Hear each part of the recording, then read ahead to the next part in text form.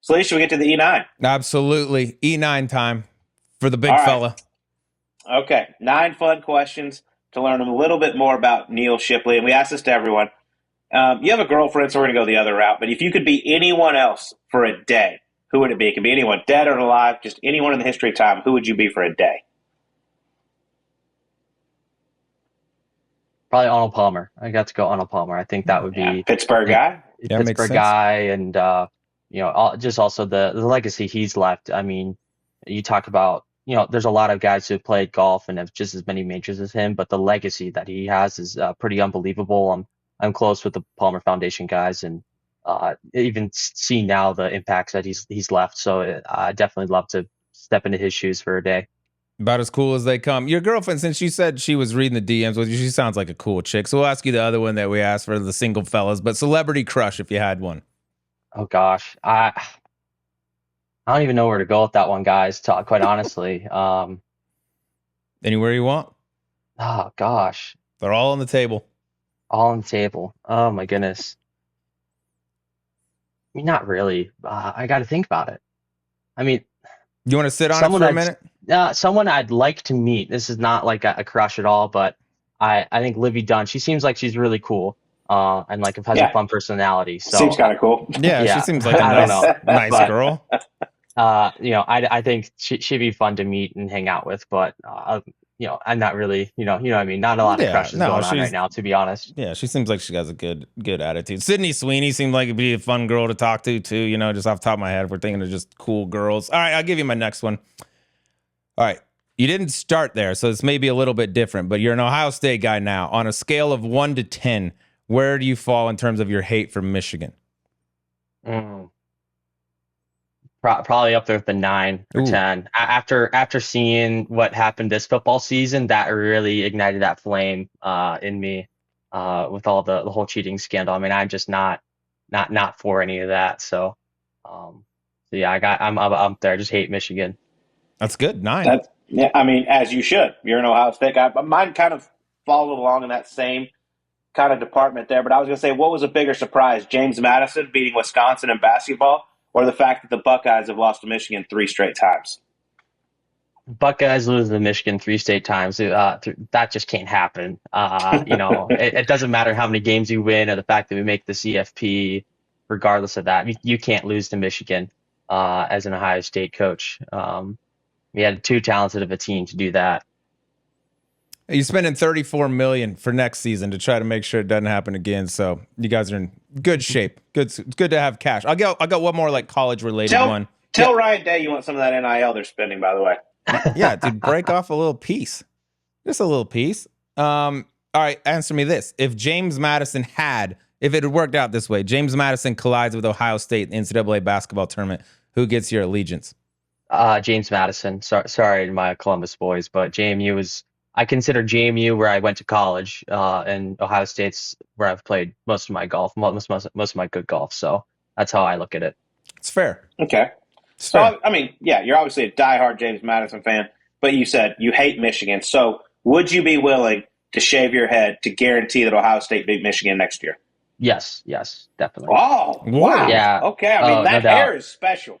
It is. I will say I was thinking about cutting it off before the US Amateur. Like I thought I'm gonna play US Amateur, then I'm gonna cut it, and then US Amateur happened. I'm like, well, shit, I can't really cut this now. It's its own little brand. So it also makes me super recognizable on the golf course because nobody else has hair like this out there. I kind of look like a normal uh frat dude. So it's been pretty fun to have that going on. But for a win against Michigan, I'll take one for the Wow. team. That's a big time fan. And just a follow up on that, because I'm here in Harbortown this week. I was over hanging out with some friends.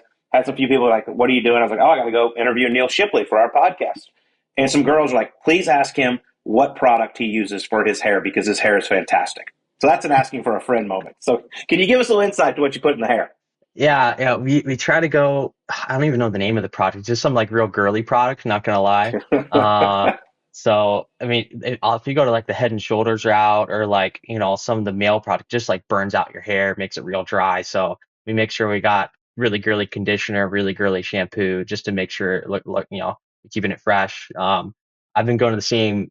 My mom's hairdresser has done my brother, my sister's hair, and my hair for forever. So I've been going to her, and we keep it trimmed up, looking nice. That's an important part of it too. You got to keep it maintained.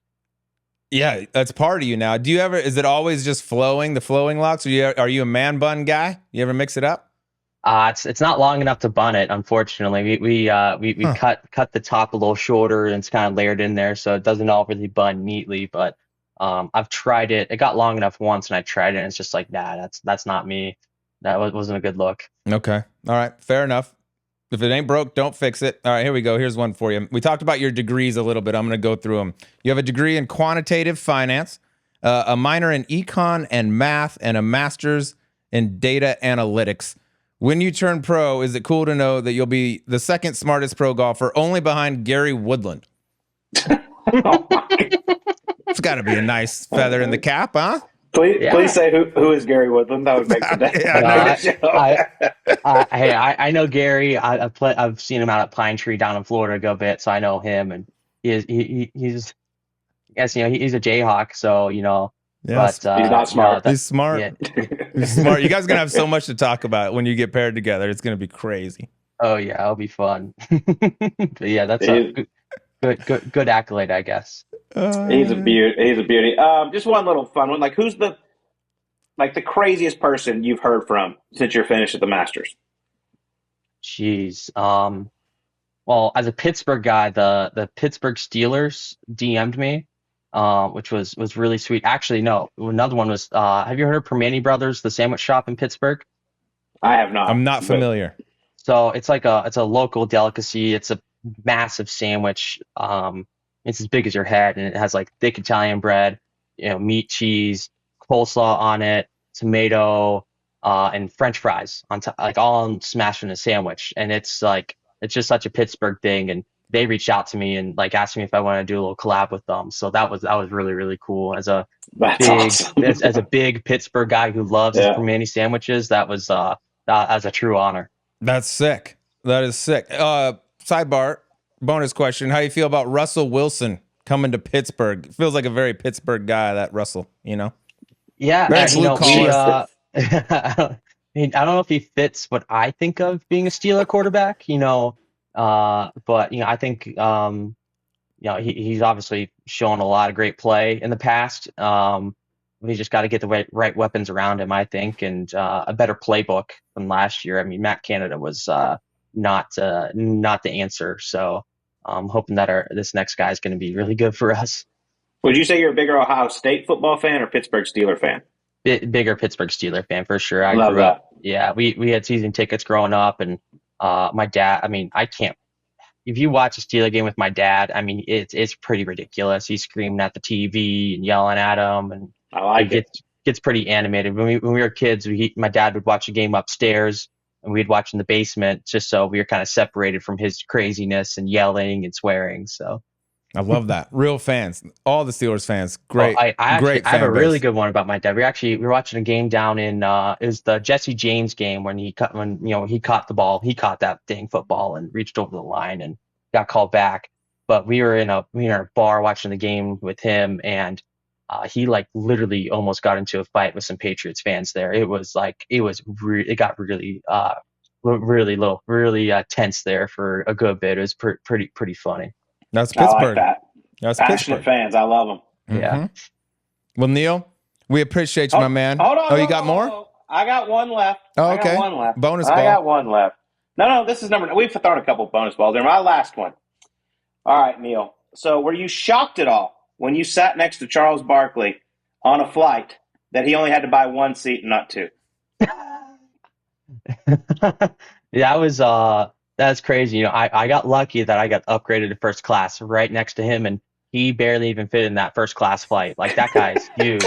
That was it's a Delta flight, so they have like you can kind of, he's on the aisle, so they had like a little armrest that can go push down, so you push that down and fit in there. But man, that guy was huge. He's such a nice guy too. It was cool to talk with him for a few minutes. It was really funny. I was like, I tapped on the shoulder and it's like, hey Chuck, like, just love what you're doing with your golf swing. And he was like, "Oh man, I appreciate you. I love golf. I mean, it's like a full-time job for me." And I'm like, "Oh, I know all about that." And it's kind of funny to reconnect with the Pat McAfee show. When I heard he was going on after me, I was like, "No freaking way! The guys are gonna love this story."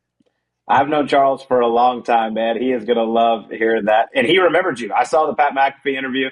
He's like, oh, yeah, I remember. And he wants to reach out to you. So he is one of the best, though. But I always like to give him a hard time. Oh yeah, I mean, to be fair, his swing has gotten so much better. It Like has. you can tell he's putting the hours in, and kudos to him. It's not easy to go do that. He plays every day he can. He loves it. He's hitting it now.